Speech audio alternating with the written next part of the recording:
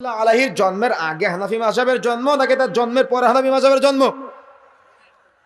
কি আপনারা তো সচেতন, কথা বলেন। আবু হানিফা রহমাতুল্লাহ আলাইহির জন্মের আগে হানাফি মাযহাবের জন্ম নাকি তার জন্মের পরে হানাফি মাযহাবের জন্ম? আরেকজন বলতেছে আগে। তো তিনার যদি মৃত্যুবরণ জন্মগ্রহণ করার আগে যদি মাযহাবের তার মানে হানাফি মাযহাবের জন্ম হয়, তাহলে সেটা বলে যাবে কি রাসূলুল্লাহ সাল্লাল্লাহু আলাইহি ওয়াসাল্লাম বলেছেন আবু হানিফা রহমাতুল্লাহ আলাইহির জন্মের পরে হানাফি মাযহাবের জন্ম। তা না হলে তার নামে কিভাবে নামকরণ করা হয়? মনে করেন আপনার নামে একটা দলের নামকরণ করা হলো, এটা কি আপনার জন্মের আগে হতে পারে? জন্মের আগে হতে পারে? আপনার জন্মের পরে। তো আবু হানিফা রহমাতুল্লাহ আলাইহির জন্মের পরে হানাফি মাযহাবের জন্ম। তাহলে রাসূলুল্লাহ সাল্লাল্লাহু আলাইহি ওয়াসাল্লাম মারা যাওয়ার পরে যদি ওহী বন্ধ হয়ে যায়, রাসূল মারা যাওয়ার পরে ওহী চালু হওয়ার কোনো সম্ভাবনা আছে? চালু হওয়ার কোনো সম্ভাবনা আছে? জোর গলায় বলতেছেন তো? সম্ভাবনা আছে? সম্ভাবনা নাই তো। তাহলে দশম হিজরিতে ওহী বন্ধ। আবু হানিফা রহমাতুল্লাহ আলাইহির জন্ম হচ্ছে ৮০ হিজরিতে। মাঝখানে ৭০ বছরের লম্বা একটা গ্যাপ।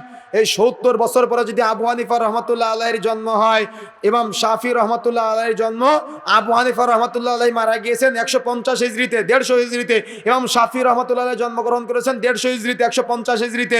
তাহলে তারপরের ইমামগণ তো আরো পরে। সুতরাং রাসূলুল্লাহ সাল্লাল্লাহু আলাইহি ওয়াসাল্লাম যদি ফরজ করে না যায়, রাসূলুল্লাহ সাল্লাল্লাহু আলাইহি ওয়াসাল্লাম মারা যাওয়ার পরে যদি ওহী বন্ধ হয়ে যায়, আবু হানিফা রহমাতুল্লাহ আলাইহির জন্মের পরে যদি হানাফি মাযহাবের জন্ম হয়, তাহলে মাযহাব ফরজ করলো কে? কে ফরজ করেছে মাযহাব? কথা বলেন, কে ফরজ করেছে? তো কে ফরজ করেছে? আমার আপনার মতো ব্যক্তিরাই ফরজ করেছে। বুঝতে পেরেছেন? এই জন্য আমি যেটা বলতে চাচ্ছি, আপনি হয়তো বলতে পারেন যে আবু হানিফা রহমাতুল্লাহ আলাইহি তাহলে কি উত্তম কল্যাণের উপরে ছিল না? আমরা কখনো আবু হানিফা রহমাতুল্লাহ আলাইহিকে খাটো করে দেখি না। এবং আবু হানিফা রহমাতুল্লাহ আলাইহি বলেছেন ইজা সাহাল হাদিস ফাহুয়া মাযহাবি। তোমরা যেখানে সহিহ হাদিস পাবে সেটাই আমার মাযহাব। মনে রাখার চেষ্টা করবেন, আবু হানিফা রহমাতুল্লাহ আলাইহির নিয়ম অনুযায়ী হানাফি মাযহাব চলে না, অসম্ভব, হতে পারে না। বরং আবু হানিফা রহমাতুল্লাহ আলাইহির নাম ভাঙিয়ে নতুন নতুন ইবাদত, নতুন নতুন তরিকা, নতুন নতুন সিস্টেম, আশআরি মাতুরিদি আকীদা গ্রহণ করেছে তারা। বুঝতে পেরেছেন? বুঝতে পেরেছেন? সুতরাং যে কথা বলতে চাচ্ছিলাম, আবু হানিফা রহমাতুল্লাহ আলাইহি এই হানাফি মাযহাব রেখে যায়নি। ইমাম শাফি রহমাতুল্লাহ আলাইহি শাফি মাযহাব রেখে যায়নি। ইমাম মালিক রহমাতুল্লাহ আলাইহি মালিকি মাযহাব রেখে যায়নি। কোন ইমাম এগুলো রেখে যায়নি। কিছু কিছু ধর্ম ব্যবসায়ীরা এগুলো নতুন করে সৃষ্টি করেছে, কিছু কিছু ধর্ম ব্যবসায়ীরা এগুলো নতুন করে তৈরি করেছে। সুতরাং যে কথা বলতে চাই, মাযহাবের পথ ছেড়ে দিয়ে, এই ভ্রান্ত তরিকা ছেড়ে দিয়ে আমাকে আপনাকে রাসূলুল্লাহ সাল্লাল্লাহু আলাইহি ওয়াসাল্লামের রেখে যাওয়া একমাত্র রাসূলুল্লাহ সাল্লাল্লাহু আলাইহি ওয়াসাল্লামের আদর্শকে কুরআন এবং সুন্নাহ অনুযায়ী গ্রহণ করতে হবে। কোনো ব্যক্তি মতামতকে প্রায়োরিটি না দিয়ে রাসূলুল্লাহ সাল্লাল্লাহু আলাইহি ওয়াসাল্লামের আদর্শকে প্রায়োরিটি দিতে হবে। মনে করেন একটা মাসালা রাসূলুল্লাহ সাল্লাল্লাহু আলাইহি ওয়াসাল্লাম একটা বলেছেন, আবার ওমর রাদিয়াল্লাহু তাআলা আনহু একটা বলেছেন। আপনারা মানবেন কোনটা? কোনটা মানবেন? তো আল্লাহ রাসূল তো সাহাবীদেরকে মানতে বলেছেন, তাহলে রাসূলেরটা মানবেন কেন? কেননা রাসূলুল্লাহ সাল্লাল্লাহু আলাইহি ওয়াসাল্লামের কথা আর সাহাবায়ে কিরামের কথা যখন দুইটা ডিভাইডেড হয়ে যাবে, আলাদা হয়ে যাবে, তখন উসুল অনুযায়ী রাসূলেরটা মানতে হবে, সাহাবীরটা তখন বাদ। মনে রাখার চেষ্টা করবেন, যেখানে রাসূলুল্লাহ সাল্লাল্লাহু আলাইহি ওয়াসাল্লামের কথার উপরে সাহাবায়ে কিরামের কথা চলে না, সেখানে আমি আপনি অমুক পীর সাহেব, অমুক ইমাম, অমুক ব্যক্তি, অমুক বুজুর্গানে দ্বীনের মতকে কিভাবে উপরে উঠাই, অসম্ভব, হতে পারে না। যদি এমনটা করি, রাসূলুল্লাহ সাল্লাল্লাহু আলাইহি ওয়াসাল্লামের বিধানটাকে, রাসূলুল্লাহ সাল্লাল্লাহু আলাইহি ওয়াসাল্লামের রেখে যাওয়া ইসলামকে অপছন্দ করি, বা আমি আপনি যদি রাসূলের পথ বাদ দিয়ে অন্য পথ গ্রহণ করি, পুনরায় কালিমা পড়ে মুসলমান হতে হবে, তা না হলে জান্নাতে যাওয়া যাবে না, অসম্ভব, হতে পারে না। তন্মধ্যে আরেকটা বিষয়, সেটা হলো মুহাম্মদ সাল্লাল্লাহু আলাইহি ওয়াসাল্লামের অনীত বিধানকে অপছন্দ করা। অত্যন্ত গুরুত্বপূর্ণ একটা বিষয়, মুহাম্মদ সাল্লাল্লাহু আলাইহি ওয়াসাল্লামের রেখে যাওয়া বিধানকে অপছন্দ করা।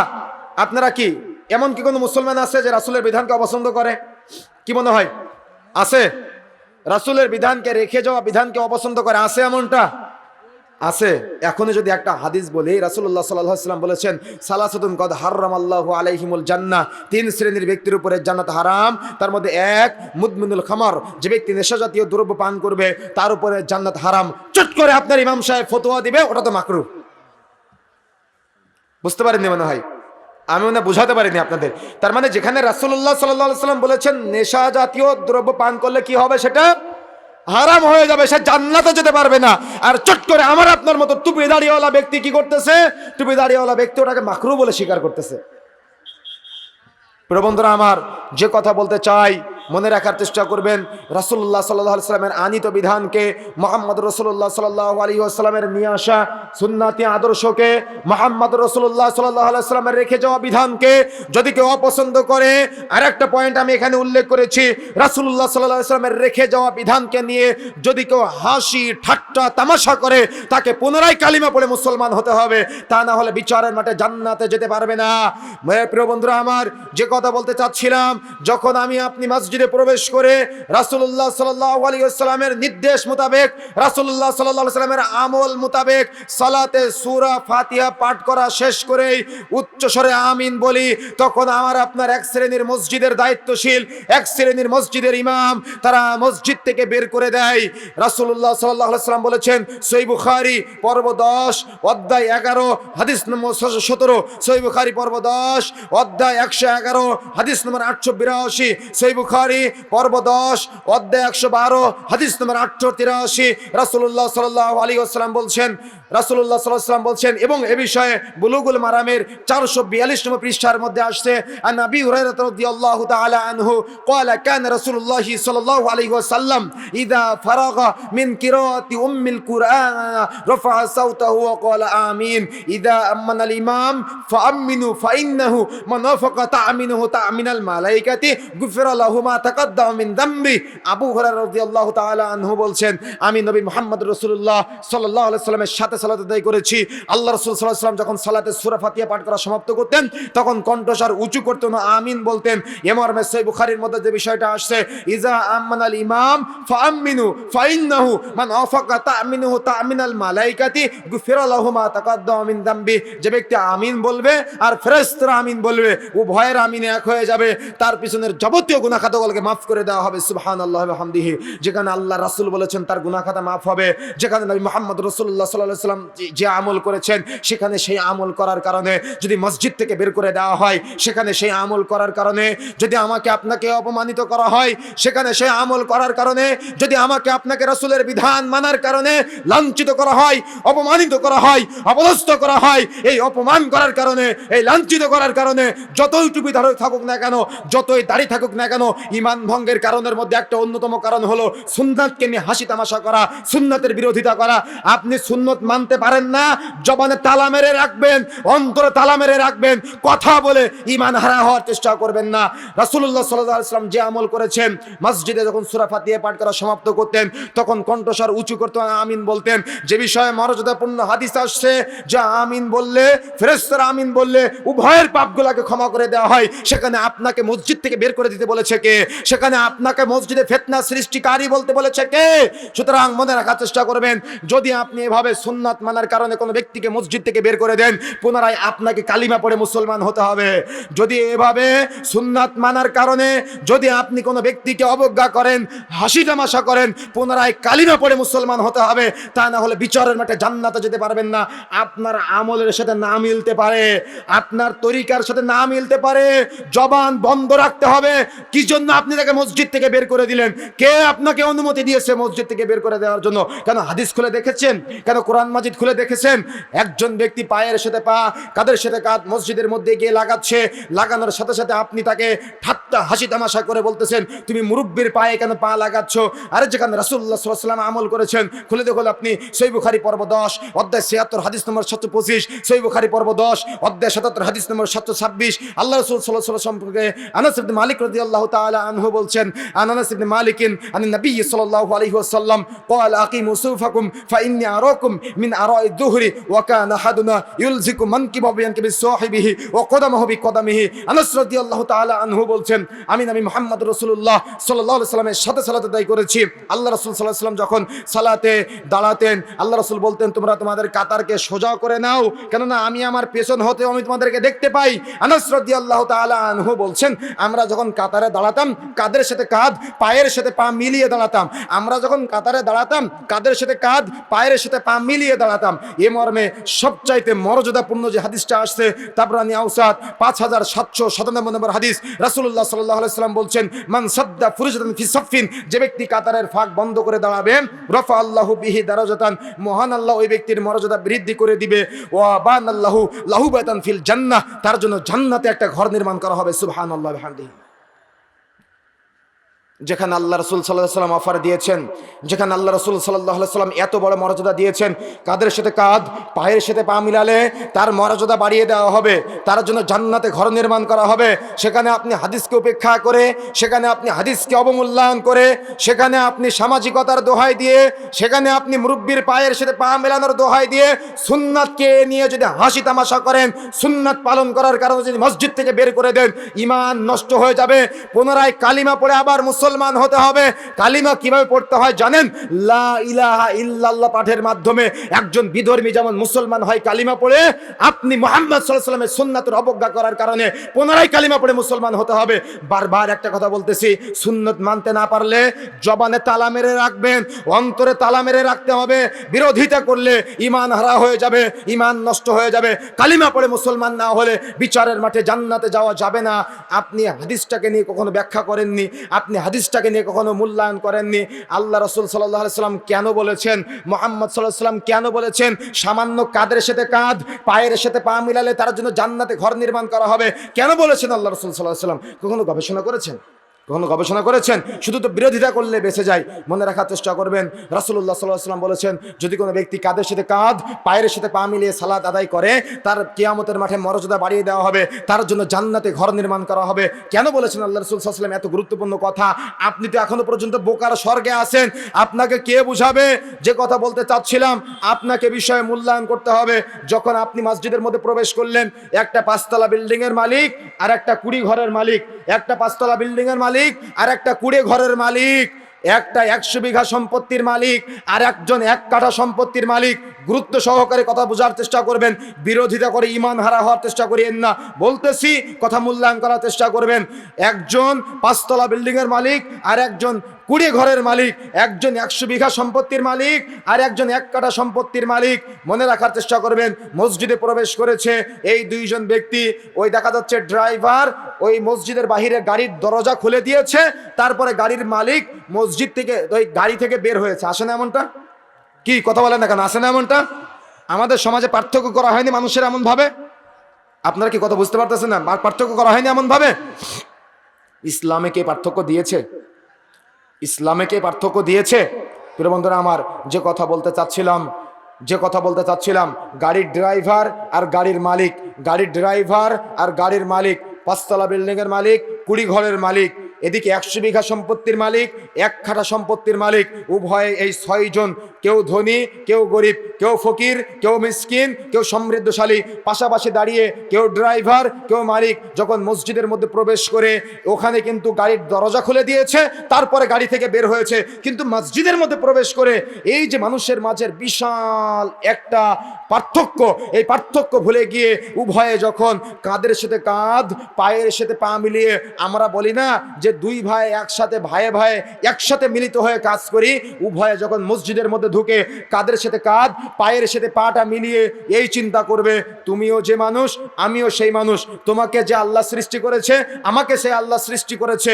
তুমি হয়তো আজকে 5 কোটি টাকা দামের গাড়িতে চলো, আমি হয়তো সাইকেল চালাই, কিন্তু তোমার কবরের ডিজাইনে একই, আমার কবরের ডিজাইনে একই। তোমার গায়ে যে রক্ত মাংস, আমার গায়ে একই রক্ত মাংস। মনে রাখার চেষ্টা করবেন, সেদিন আপনি আমি যদি এভাবে চিন্তা করতে পারি যে তোমার হয়তো আজকে 5তলা, আমার হয়তো 20 ঘর, তোমার হয়তো 100 বিঘা সম্পত্তি, আমার হয়তো 1 কাঠা, তুমি হয়তো গাড়ির মালিক, আমি হয়তো গাড়ির ড্রাইভার, কিন্তু তোমার আমার মাঝে মানসিকতার দিক দিয়ে কোনো পার্থক্য নাই। আসো ভাইয়ে ভাইয়ে কাঁধের সাথে কাঁধ, পায়ের সাথে পাটা মিলিয়ে সালাতে দাঁড়াই। যদি এই চিন্তা করে কেউ সালাতে দাঁড়িয়ে করতে পারে, তাহলেই না সে জান্নাতে প্রবেশ করতে পারে, তাহলেই না তার জন্য জান্নাতে ঘর নির্মাণ করা হবে। সুতরাং আপনি হাদিসকে মূল্যায়ন করবেন না কেন? কথা কি বুঝতে পেরেছেন? আমি কি তাহলে আপনার বিরুদ্ধে বললাম? আমি কি আপনার সমাজের বিরুদ্ধে বললাম? আপনি তো বিষয়টা মূল্যায়ন করেন না। আপনি বলেছেন আপনি আপনার বাপ দাদার আমল কেন ভুলবেন? আপনার বাপ দাদার আমল আমি ভুলতে বলিনি। যেদিন মুসা আলাইহিস সালাম ফিরআউনের কাছে তাওহীদের দাওয়াত দিয়েছিল, মনে রাখার চেষ্টা করবেন, ইব্রাহিম আলাইহিস সালাম যখন সেদিন তাওহীদের দাওয়াত দিয়েছিল নমরুদের কাছে, নমরুদ একই কথা বলেছিল, ইব্রাহিম তুমি তোমার বাপ দাদার রেখে যাওয়া ধর্মকে অস্বীকার করছো। ইব্রাহিম আলাইহিস সালামের পিতা এই পাথর উঠিয়েছে, পাথর উঠিয়ে বলতেছে, ইব্রাহিম তুমি কি তোমার দাওয়াত বন্ধ করবে, না হলে পাথরের আঘাতে তোমাকে হত্যা করবো। কে বলেছে? ইব্রাহিম আলাইহিস সালামের পিতা বলেছে। আপনার পিতা তো আপনাকে এখনো বলিনি। সমাজের মানুষরা হয়তো বলতেছে যে তুমি তোমার বাপ দাদার রেখে যাওয়া ধর্মকে অস্বীকার করছো, আর আপনিও হর হামেশা বলেন তুমি তোমার রেখে যাওয়া বাপ দাদার ধর্মকে অস্বীকার করছো। সেদিন মুহাম্মদ রাসূলুল্লাহ সাল্লাল্লাহু আলাইহি ওয়াসাল্লাম যখন আবু জাহালের কাছে তাওহীদের দাওয়াত দিয়েছিল, আবু জাহালও একই কথা বলেছিল, মুহাম্মদ তুমি তোমার বাপ দাদার রেখে যাওয়া ধর্মকে অস্বীকার করছো। সেদিন আবু জাহাল যে কথা বলেছিল মুহাম্মদ সাল্লাল্লাহু আলাইহি ওয়াসাল্লামের শানে, যেদিন নমরুদ যে কথা বলেছিল ইব্রাহিম আলাইহিস সালামের শানে, আমি আপনি নামধারী মুসলমান হয়ে আমি আপনি আরেকজন সুন্নাতপন্থী ওয়ালাকে একইভাবে কটাক্ষ করি, একইভাবে মূল্যায়ন করি, তো আবু জাহাল মার্কা মুসলমান ছাড়া কি বলতে পারে আমি আপনাকে? কথা কি বুঝতে পেরেছেন? কথা কি বুঝতে পেরেছেন? সুতরাং যে কথা বলতে চাচ্ছিলাম, আমি যেটা আপনাকে বোঝাতে চাচ্ছি, রাসূলুল্লাহ সাল্লাল্লাহু আলাইহি ওয়াসাল্লামের বিধানসমূহকে নিয়ে আপনি হাসি ঠাট্টা তামাশা করতে পারবেন না, আপনি অবমূল্যায়ন করতে পারবেন না। আপনি মানতে না পারেন, জবানে তালা মেরে রাখতে হবে, জবান বন্ধ রাখতে হবে, বিরোধিতা করতে পারবেন না। সুতরাং সামনের দিকে যাওয়ার চেষ্টা করি। রাসূলুল্লাহ সাল্লাল্লাহু আলাইহি ওয়াসাল্লামের এই সুন্নাহ পদ্ধতির বিধান কাদের সাথে কাঁধ, পায়ের সাথে পাটা মিলালে আপনি তাকে মুরব্বির অজুহাত দিয়ে মসজিদ থেকে বের করে দিতে পারেন না। ইসলাম আপনাকে অনুমতি দেয়নি, ইসলাম আপনাকে অনুমোদন দেয়নি। সুতরাং পরিবর্তন হতে হবে, সতর্ক হতে হবে। যে কথা বলতে চাচ্ছিলাম, এবার আসুন, যখন আমি আপনি সালাতে দাঁড়াই, যদি ইমাম সাহেব জানতে পারে যে মুসাল্লি সালাতের মধ্যে সূরা ফাতিহা পাঠ করেছে, কত যুক্তি, কত তর্ক, কত রকম, কত অজুহাত দিয়ে মুসাল্লি সূরা ফাতিহা বন্ধ করা যায়। অথচ আল্লাহ রাসূল সাল্লাল্লাহু আলাইহি ওয়াসাল্লাম বলেছেন, সহিহ বুখারী পর্ব 10 অধ্যায় 95 হাদিস নম্বর 756, লা সালাতা লিমান লাম ইয়াকরা বিফাতিহাতিল কিতাব, যে ব্যক্তি সালাতে সূরা ফাতিহা পাঠ করবে না তার সালাতই হবে না। আল্লাহর রাসূল বলেছেন যে ব্যক্তি সূরা ফাতিহা পাঠ করবে না তার সালাতই হবে না। আর আমার আপনার ইমাম সাহেব, আমার আপনার মুরব্বিরা বলতেছে যে ইমামের সালাত মুসাল্লির সালাত, ইমামের কিরাত মুসাল্লির কিরাত। তো রুকুতে গিয়ে যে ইমাম কিরাত পড়ে, তার মানে দোয়া পড়ে, তো রুকুতে গিয়ে তো ইমাম সুবহান রাব্বিল আযীম পড়ে, তো আপনিও কেন সুবহান রাব্বিল আযীম পড়েন? ইমাম সাহেব তো রুকুতে গিয়ে সুবহান রাব্বিল আলা পড়ে, তো আপনিও কেন রুকুতে গিয়ে সুবহান রাব্বিল আলা পড়েন? ইমাম সাহেব তো বৈঠকে বসে আত্তাহিয়াত ও দুরূদ শরীফ দোয়া মাসুরা পড়ে, তো ইমামের পড়লে যদি আপনারও হয়ে যায়, তো আপনি কেন পড়েন? ইমাম তো পড়তেছে, আপনি সালাতের মধ্যে দাঁড়িয়ে চিন্তা করবেন আপনি ব্যবসা প্রতিষ্ঠানে কত টাকা লাভ করেছেন, আপনি সালাতের মধ্যে দাঁড়িয়ে চিন্তা করবেন আপনি মসজিদ থেকে বাইরে গিয়ে কি করবেন। ইমাম তো আপনার এই দায়িত্ব দিয়ে দিচ্ছে। তাহলে আজকে কথা বুঝতে পেরেছেন? কথা বুঝতে পেরেছেন? তার মানে পুরা সিস্টেমটাই উল্টা, পুরা পরিবেশটাই উল্টা, পুরা রাসূলের বিধানটাকে উল্টা করে ফেলেছি আমি আপনি। আল্লাহ রাসূল সাল্লাল্লাহু আলাইহি ওয়াসাল্লাম বলেছেন, যেখানে সূরা ফাতিহা পাঠ না করলে সালাত হবে না। সারা জীবনে একটা ব্যক্তি সালাত আদায় করলো, সিয়াম পালন করলো, জানাজার নামাজ পড়ানো হচ্ছে, সেখানে সূরা ফাতিহা পাঠ করা হচ্ছে না। কে বলবে? কে সমাজ সংস্কার করবে? কে রাসূলের আদর্শ বাস্তবায়ন করবে? প্রিয় বন্ধুরা আমার, আপনি ফরজ সালাত আদায় করছেন, সূরা ফাতিহা পাঠ করতে হবে। সুন্নাত সালাত আদায় করছেন, সূরা ফাতিহা পাঠ করতে হবে। বিতরের সালাত আদায় করছেন, সূরা ফাতিহা পাঠ করতে হবে। জানাজার সালাত আদায় করছেন, সূরা ফাতিহা পাঠ করতে হবে। তারাবির সালাত আদায় করছেন, সূরা ফাতিহা পাঠ করতে হবে। তাহাজ্জুদের সালাত আদায় করছেন, সূরা ফাতিহা পাঠ করতে হবে। ইস্তিসকার সালাত আদায় করছেন, সূরা ফাতিহা পাঠ করতে হবে। একাকী সালাত আদায় করছেন, সূরা ফাতিহা পাঠ করতে হবে। জামাতে সালাত আদায় করছেন, সূরা ফাতিহা পাঠ করতে হবে। এক কথায় সালাত যেগুলো আছে প্রত্যেকটা সালাতে, প্রত্যেক রাকাতে সূরা ফাতিহা পাঠ করতেই হবে। আল্লাহ রাসূল সাল্লাল্লাহু আলাইহি ওয়াসাল্লাম বলেছেন, আপনার যদি পড়া না থাকে, আমি রেফারেন্স দিচ্ছি, বাড়িতে গিয়ে পড়ে নেওয়ার চেষ্টা করবেন। রাসূলুল্লাহ সাল্লাল্লাহু আলাইহি ওয়াসাল্লাম বলেছেন, লা সালাতা লিমান লাম ইয়াকরা বিফাতিহাতিল কিতাব, যে ব্যক্তি সূরা ফাতিহা পাঠ করবে না তার সালাতই হবে না। সুতরাং আপনার ইমাম সাহেবের আপনি অন্ধ অনুসরণ করিয়েন না, আপনার অমুক ব্যক্তির অন্ধ অনুসরণ করিয়েন না। রাসূলের বিধানকে মূল্যায়ন করার চেষ্টা করুন। সূরা ফাতিহা পাঠ না করলে সালাত হবে না বলেছেন রাসূলুল্লাহ সাল্লাল্লাহু আলাইহি ওয়াসাল্লাম। সুতরাং আমি আপনি আমার আপনার বুজুর্গানে দিনের দোহাই দিয়ে, আমি আপনি আমার আপনার হুজুরের দোহাই দিয়ে কিভাবে সূরা ফাতিহাকে অবমূল্যায়ন করতে পারি, কিভাবে সূরা ফাতিহাকে বয়কট করতে পারি, কিভাবে সূরা ফাতিহাকে বন্ধ করতে পারি, মনে রাখার চেষ্টা করবেন। যদি আমি আপনি এমনি সুন্নাতের বিরোধী